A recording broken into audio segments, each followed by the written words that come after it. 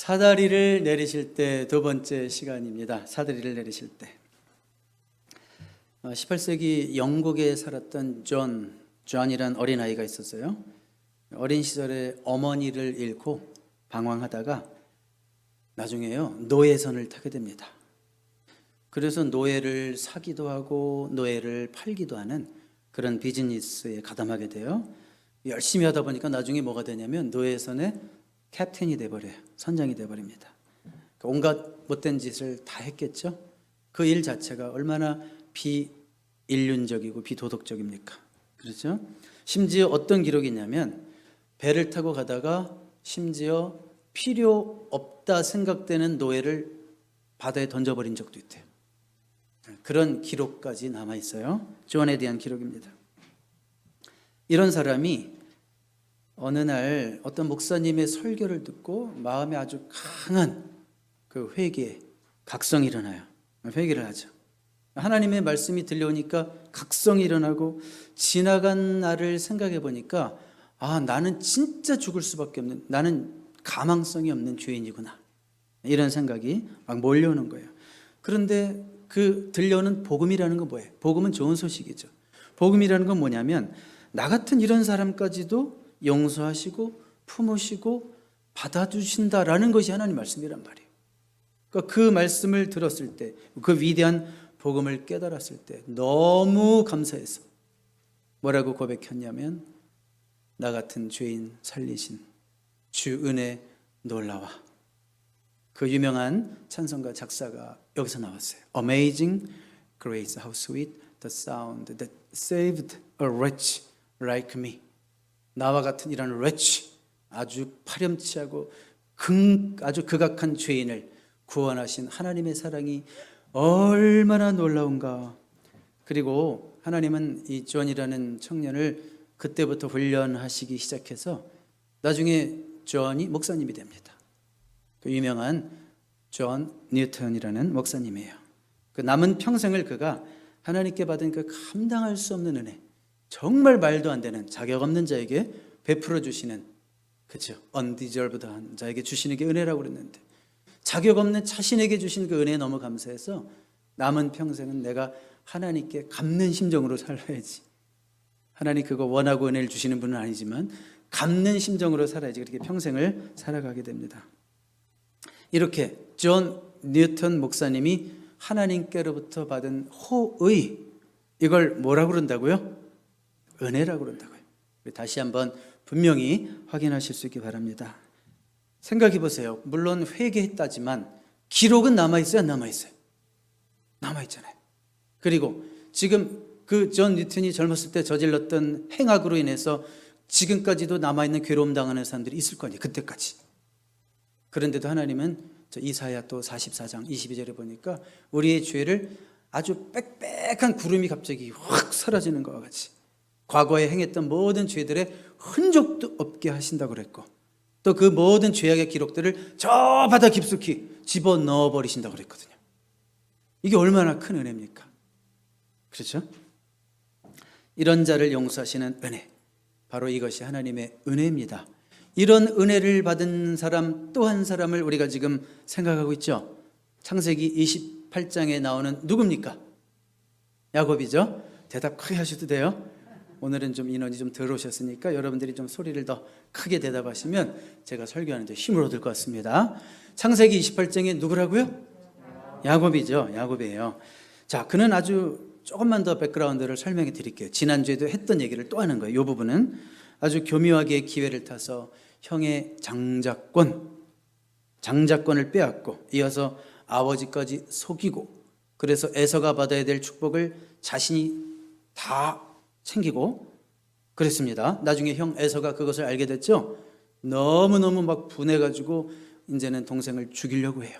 그것을 눈치챈 야곱을 편애하는 어머니 리브가가 이렇게 뒀다가는 안 되겠다 싶어서 살던 땅 브엘세바에서 저기 500마일 떨어진 곳 삼촌이 살고 있는 그 라반이 살고 있는 하란이라는 땅으로 도주시키는 거죠.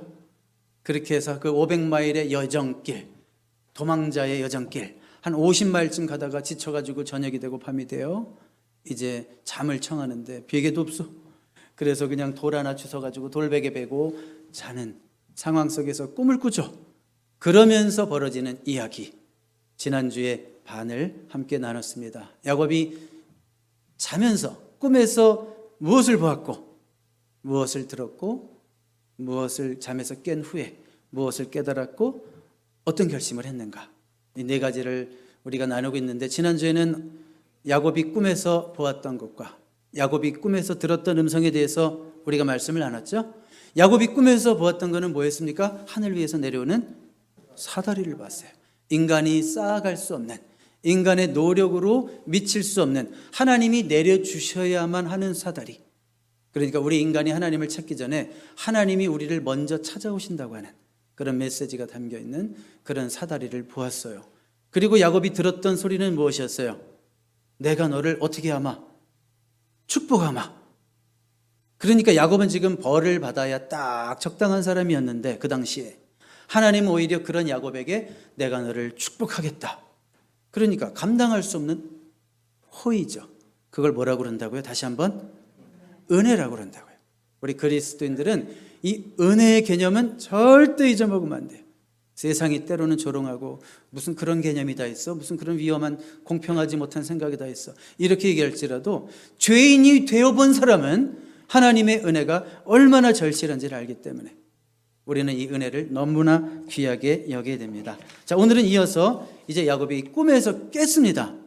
꿈에서 깬 후에 야곱이 깨달은 거, 그 다음에 야곱이 결심한 거, 이렇게 말씀을 드리겠어요.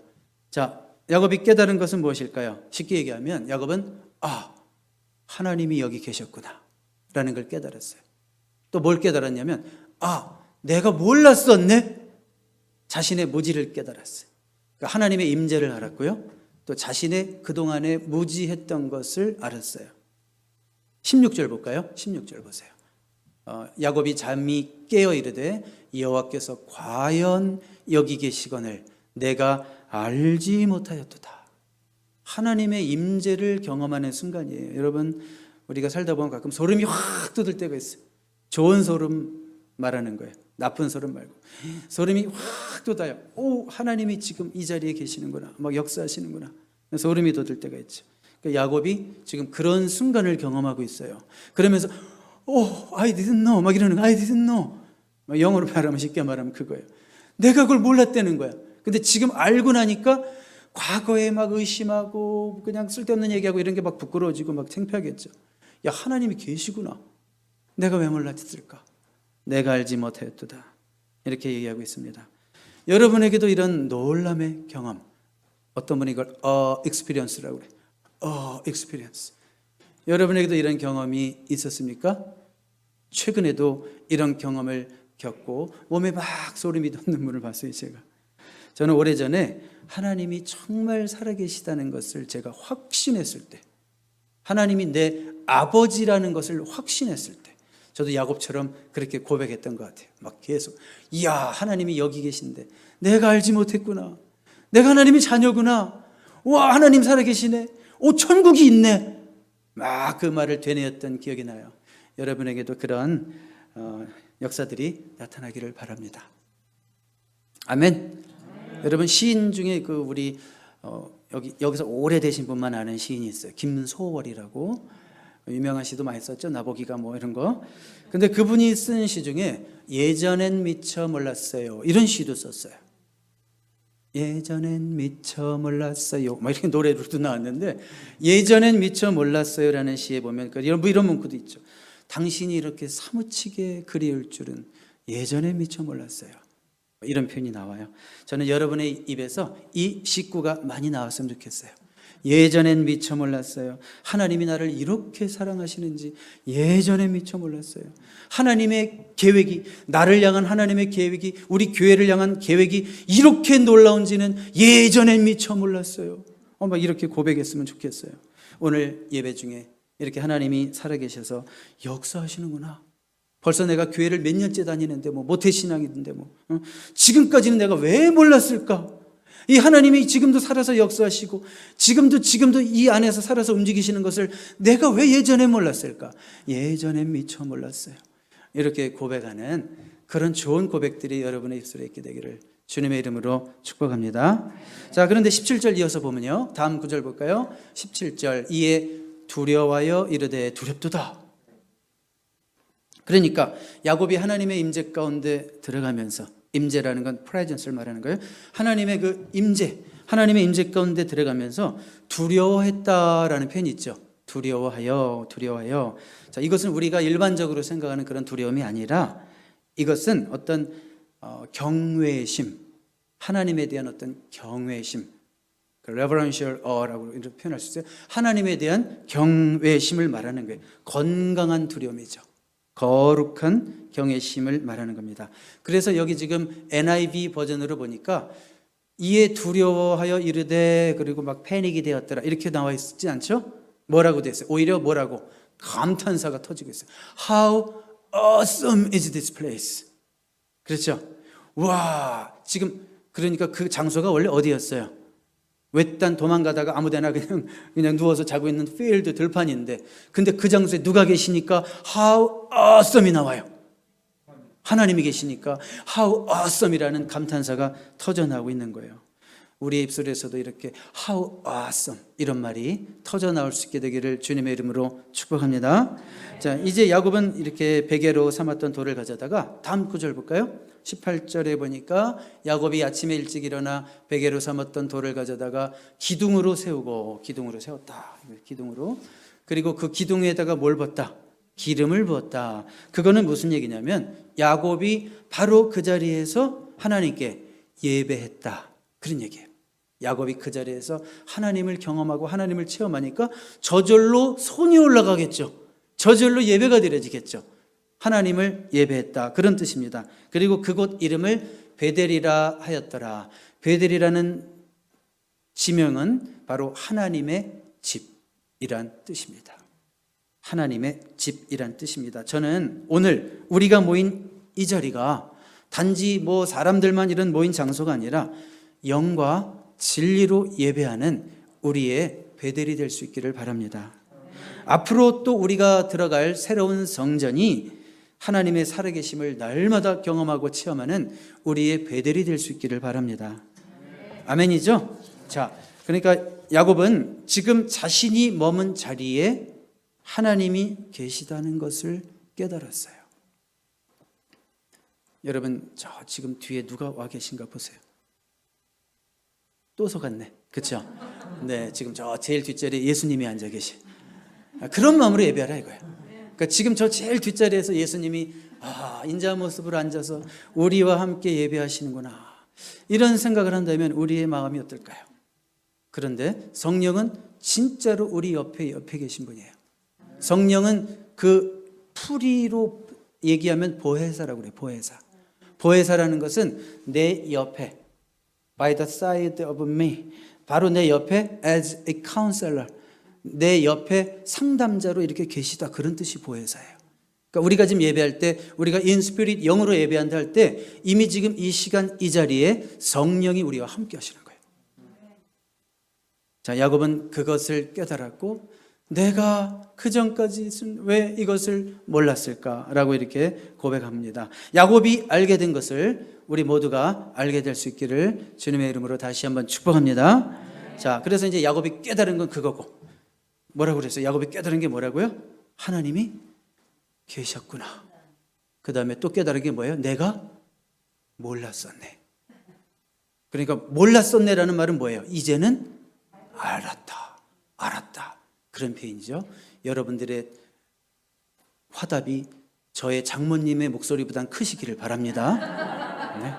왜냐하면 장모님 혼자 하면 우리 식구끼리 다 해먹네, 뭐 이런 소리 나오잖아요. 그렇죠?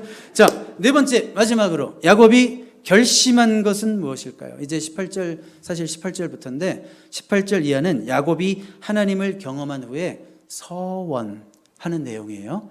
우리 한번 20절로 가볼게요. 야곱이 서원하여 이르되 하나님이 나와 함께 계셔서 내가 가는 이 길에서 나를 지키시고 먹을 떡과 입을 옷을 주시어. 여기까지만 읽겠습니다.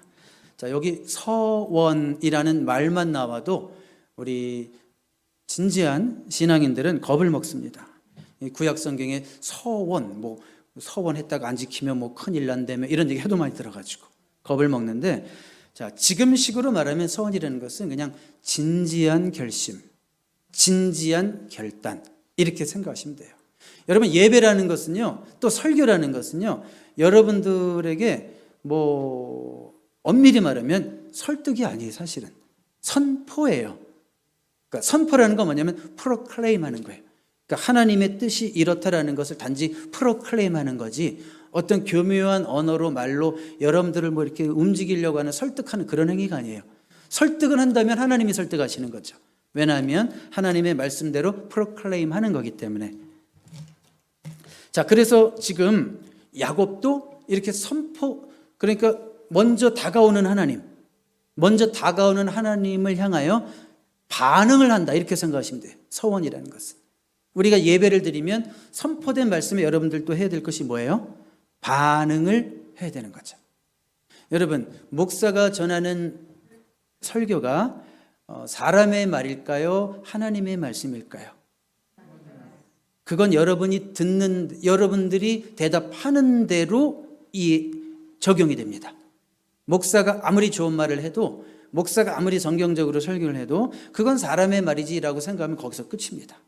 그렇지만 목사가 설교하는 내용들이 이것이 하나님이 저 아무개 목사를 통해서, 입술을 통해서 하나님의 뜻을 지금 우리에게 전달하고 있구나 라고 생각하면 그것이 하나님의 음성이 되는 거예요. 그리고 그렇게 듣는 자가 복이 되는 거예요.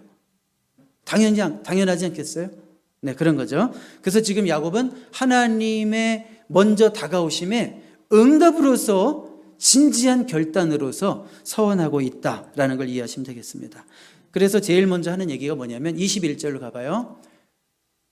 내가 평안히 아버지 집으로 돌아가게 하시면 여호와께서 나의 하나님이 되실 것이요. 요거 조금 어떤 생각이 들어요? 20절, 21절부터 제가 다시 읽어드릴게요.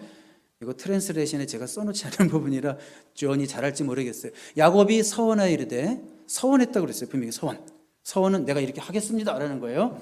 하나님이 나와 함께 계셔서 내가 가는 이 길에서 나를 지키시고 먹을 떡과 입을 옷을 주시어. 21절 가봐요. 내가 평안히 아버지 집으로 돌아가게 하시오면. 하나님과 바게이닝 하는 것 같지 않아요? 뭔가? 그렇게 해주시면 여호와께서 나의 하나님이 되실 것이요. 그래서 저도 굉장히 고민했어요. 그래서 성경학자들이 여기를 어떻게 트랜스레이션을 하고 커멘터리를 써놨나 보니까 번역을 if가 아니라, 이 원어의 번역을 if로 하면 안 된다. 문맥상 뭐로 얘기해야 돼? 그럼 뭐로 해야 된다? since, because로 해야 된다는 거예요. since. 그럼 다시 읽어볼게요. 20절 거꾸로 가보세요. 야곱이 서원하여 이르되 하나님이 나와 함께 계셔서 내가 가는 이 길에서 나를 지켜주셨고 먹을 것과 입을 옷을 주셨고, 그 다음 21절 내가 평안히 아버지 집으로 돌아오게 하신다고 약속하셨기 때문에, because, since, 그렇죠? 약속하셨기 때문에 이제 하나님은 나의 하나님이 되실 것입니다. 이렇게 응답하고 있는 거예요. 아멘이죠? 이해가 되셨죠? 그러면 그때까지 야곱은 야곱의 하나님, 나의 하나님이 아니었다는 얘기예요. 앞으로는 하나님이 나의 하나님이 되실 것입니다. 이렇게 고백하고 있는 거예요. 그러면 지금까지는 누구의 하나님이었을까요? 아버지 이삭의 하나님? 할아버지 아브라함의 하나님? 야곱을 너무 편애하고 사랑해줬던 엄마 리브가의 하나님? 아마 이랬을 것 같아요. 혹시 우리 가운데도 그런 분은 없습니까? 아내의 하나님은 아는데 내 하나님은 모르는 사람 있을 수 있죠. 어떤 분은 부모님의 하나님만 있어. 그래서 되게 안심하고 살아. 나는 우리 부모님이 예수 잘 믿고 그분의 하나님이 너무 분명한 하나님이고 나를 위해서 평생 기도했기 때문에 나는 부모님 덕에 나는 괜찮을 거야. 내 생애는 괜찮을 거야. 막 이런 식으로 안심하고 사는 사람도 봤어요. 맞아요? 틀려요? 그러면 돼요? 안 돼요?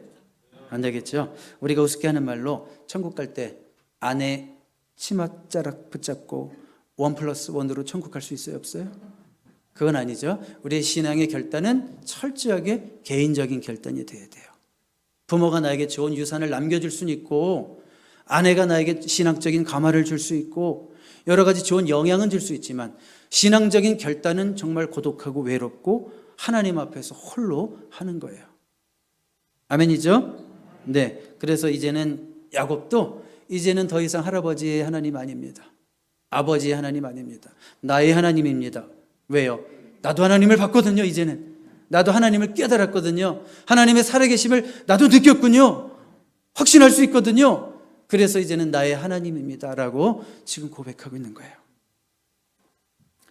여러분, 그러면 야곱이 이렇게 고백했으면 야곱이 완전히 이제는 막 신앙적으로 성숙해졌을까요? 그런 뜻은 아니에요. 야곱의 신앙에 터닝 포인트가 일어났다 이거예요.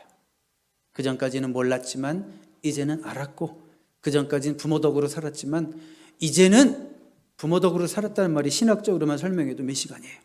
정말 아브라함의 커버넌트, 그 아브라함 언약, 하나님이 아브라함에게 하신 약속 때문에 사실 야곱이 여기까지 있는 거예요. 그렇지만 이제는 난 아버지 덕이 아니라 내 하나님을 섬길 겁니다. 이렇게 고백하고 있는 거예요. 여러분에게도 그런 터닝 포인트가 없었다면 그런 터닝 포인트가 있어야 돼요. 이제는 나의 하나님이십니다. 이렇게 고백할 수 있어야 됩니다. 자, 더 나아가서 22절 볼까요? 22절, 내가 기둥으로 세운 이 돌이 하나님의 집이 될 것이요, 이곳이 예배하는 처소다. 그런 고백이고요. 하나님께서 내게 주신 모든 것에서 10분의 1을 내가 반드시 하나님께 드리겠나이다 하였더라. 헌금 설교가 또 나왔네. 그렇죠? 네, 제일 목사님들이 하기 싫어하는 설교가 뭘까요? 헌금 설교겠죠. 왜 그럴까요? 성경 설교에도 어떤 일부 성도님들은 뭐라고 오해를 해요? 목사님 또 돈 얘기하네? 전 돈 얘기 안 합니다. 성경의 11조를 가르치는 한 부분을 지금 이어서 말씀드릴게요. 근데 야곱이 11조를 서원한 것은 굉장히 특별합니다. 자, 여러분, 야곱이 11조를 서원했을 때 11조라는 법이 제정되어 있었어요? 없죠? 11조라는 법은 언제 제정된 거예요? 야곱이 살던 시대는 BC 1900년대예요.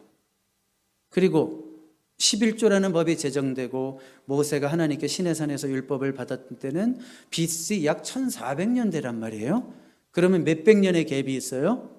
한 500년의 갭이 있어요. 아직 11조라는 어떤 율법으로 11조를 드려라, 성전세를 내라, 뭐 이런 개념이 있기 전에 이미 500년 전에 야곱이 하나님께 10분의 1을 서원했다는 건 무슨 뜻이에요? 이것이 율법에 근거해서 율법이 드려야 하니까 내가 해야 된답니까? 아니면 율법과 상관없이 내가 자발적으로 드리겠습니다가 맞습니까? 그렇죠. 자발적으로 드리겠다는 거지, 율법이 그렇게 하니까, 뭐 이렇게 하라고 하니까 하는 게 아니라는 거예요. 저는 우리가 드리는 11조 헌금도 이런 헌금이 되기를 바랍니다. 뭐 율법 때문에 율법을 지켜야 돼서, 혹은 뭐 안 지키면 벌 받을까 봐, 뭐 이런 식의 개념을 가지고 하나님께 예물을 하는 것이 아니라 이 야곱처럼 자원해서 하나님께 드리는 예물이 되기를 바랍니다. 11조 드리라고 그러니까 아멘 소리 너무 작았어요. 그렇죠? 바랍니다. 네, 여러분은 새 성전으로 가는 것을 우리 모두 다 기뻐하시죠? 네, 기뻐합니다. 어떤 분은 뭐 집이 가까워지고, 또 저를 비롯해서 어떤 분은 집이 또 멀어지고 교회랑 그러기도 했지만, 그래도 우리는 다 기뻐해요. 우리가 감당할 수 없는 큰 것이 우리에게 주어져서 우리는 지금 너무너무 기뻐합니다. 그렇지만 또 한편으로 어떤 분들은 그래요. 렌트비 어떡하지? 이렇게 걱정하는 사람들이 있어요. 그러면 보편적으로 하는 생각이 뭔지 알아요? 우리가 믿음을 가지고 큰 곳으로 가니까, 지금보다 크다는 얘기예요. 우리가 큰 곳으로 가니까 하나님께서 더 많은 사람들을 보내주셔서 우리가 넉넉하게 감당할 수 있을 거야. 그것도 아멘 맞습니다. 그것도 맞습니다. 그렇게 될 겁니다. 근데 저는 설교를 준비하면서 이 생각이 너무 싫었어요. 오는 게 싫다는 게 아니라 왜 우리는 생각이 거기까지만 미칠까? 그러면서 어떤 생각이 들었냐면, 설령 더 많은 사람 안 보내주셔도 주의 전을 위해서 내가 헌금 더 많이 할 거야, 이렇게 생각하는 것이 더 귀한 거 아닌가요? 아니에요? 꼭 무슨 남의 덕만 보려고 그래요? 큰 데로 갔으니까 하나님이 알아서 보내주시겠지, 뭐 우리 어려움 안 당하게 하시겠지. 그거 저 베이징 믿음 맞아요. 저 그 믿음이 있어요. 하나님이 이모로 저모로 채워주실 거 알아요. 그렇지만 우리가 그런 믿음 가지고 가면 안 될 것 같아요. 오히려 내가 더 복받고 내 믿음이 더 커져서 우리 실력으로도 하나님 능히 감당하게 해주시고 내가 드릴 수 있는 자가 되게 해주세요.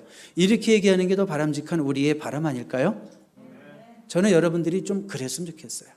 조금 치사하고 약간 비겁한 느낌 없었으면 좋겠어요. 우리 스스로 감당하겠습니다라는 그런 용기가 있었으면 좋겠어요. 약 2주 전에 몇 분의 집사님들과 얘기를 하다가 헌금 얘기가 나왔어요. 제가 꺼낸 것이 아닙니다. 집사님이 헌금 얘기를 하시는 거예요.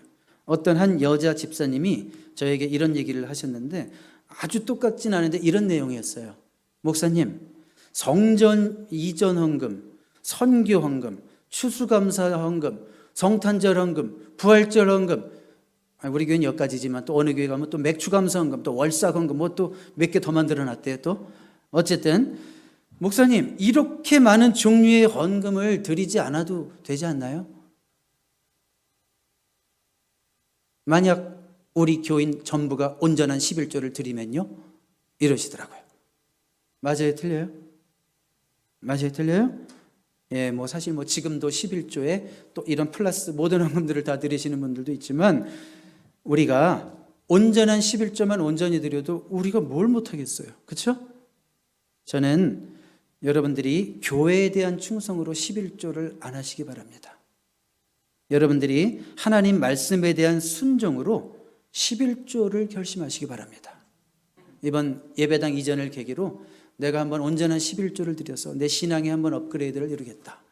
여러분, 이런 설교는요, 여러분들이 박은호 목사랑 아마 신앙생활 하면서 이렇게까지 구체적으로 하는 얘기는 아마 10년에 한 번 나올 것 같아요. 그냥 은근슬쩍 그냥 지나가면서 하지 이렇게 노골적으로 하는 거는 10년에 한 번 들을 것 같아요. 여러분들에게 기회를 드립니다. 여러분들 교회에 대한 충성으로 11조를 결심하면 그것은 이미 동기가 잘못됐어요. 그건 신약적인 11조의 정신이 아니에요. 신약에 오면 구약 율법의 근거에서 11조라는 말 없어요. 오히려 11조라는 차원을 법이라는 차원을 넘어서서 하나님 앞에 자원해서 네 재산이라도 다 드려라가 신약 시대의 헌금 정신이에요.